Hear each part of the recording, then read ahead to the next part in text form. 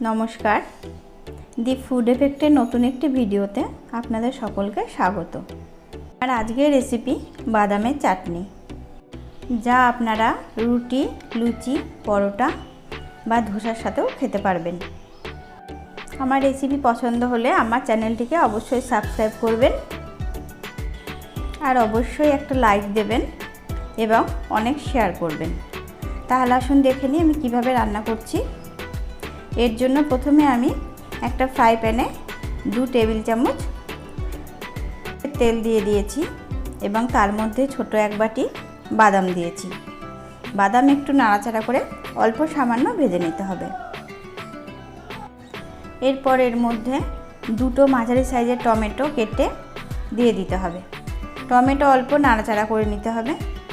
এবার এর মধ্যে কিছুটা পেঁয়াজ কুচি দিয়ে দেবো। এখানে আমি একটা বড় পেঁয়াজ নিয়েছি।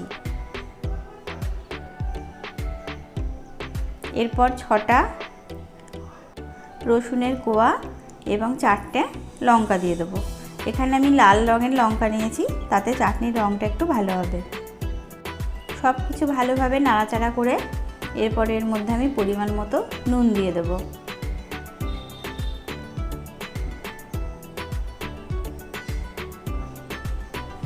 আবারও সব কিছু নাড়াচাড়া করে এবার অল্প কিছুক্ষণের জন্য চাপা দিয়ে দিতে হবে, যাতে টমেটো এবং পেঁয়াজ অল্প সেদ্ধ হয়। 2-3 মিনিট পর ঢাকা খুলে আবার সব কিছু ভালোভাবে নাড়াচাড়া করে নিতে হবে।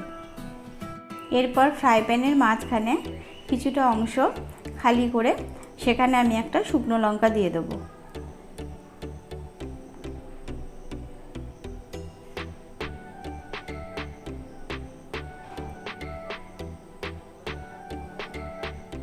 আবারও সব কিছু ভালোভাবে নাড়াচাড়া করে নিতে হবে।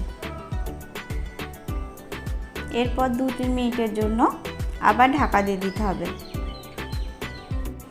এরপর ঢাকা খুলে এর মধ্যে কিছুটা আমচুর পাউডার দিতে হবে। আমচুর পাউডার না থাকলে এর মধ্যে আপনারা অল্প একটু তেঁতুলও ব্যবহার করতে পারেন। সব কিছু ভালোভাবে নাড়াচাড়া করে নিতে হবে।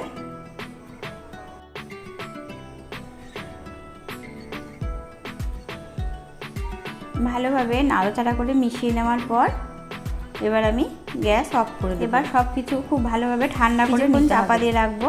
তারপর আমি এগুলো একটা মিক্সির জারে তুলে নেব।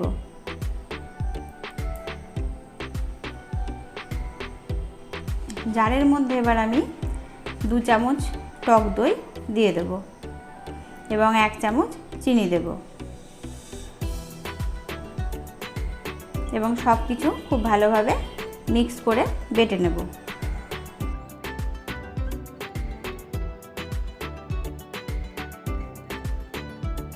মিক্সিতে বাটার ফলে জিনিসটা এরকম দেখতে হবে। এবার আমি এটা একটা বাটিতে ঢেলে নেব।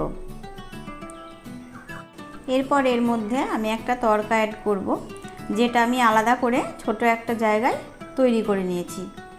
এটা করতে হবে 2 চামচ সর্ষের তেলের মধ্যে অল্প কিছুটা সর্ষে, কিছুটা কারি পাতা এবং অল্প সামান্য একটু লাল লঙ্কার গুঁড়ো দিয়ে অল্প সামান্য করে ভেজে নিতে হবে, দিয়ে এর মধ্যে দিয়ে দিতে হবে। এর ফলে এটা খেতে যতটা সুস্বাদু হবে, ঠিক আপনারা যদি মনে করেন এটা কিছুদিন রেখে খাবেন, সেটাও আপনারা করতে পারেন। এবার আমার আজকের রেসিপি তৈরি হয়ে গেছে। দেখতে যতটা সুন্দর লাগছে, খেতে ঠিক ততটাই ভালো লাগবে। আমার আজকের রেসিপি সবাইকে একবার বাড়িতে ট্রাই করার জন্য রিকোয়েস্ট করছি। আমার কমেন্টে জানাবেন কেমন লাগলো, আর ভালো লাগলে অবশ্যই আমার চ্যানেলটিকে সাবস্ক্রাইব করতে এবং লাইক আর শেয়ার করতে ভুলবেন না।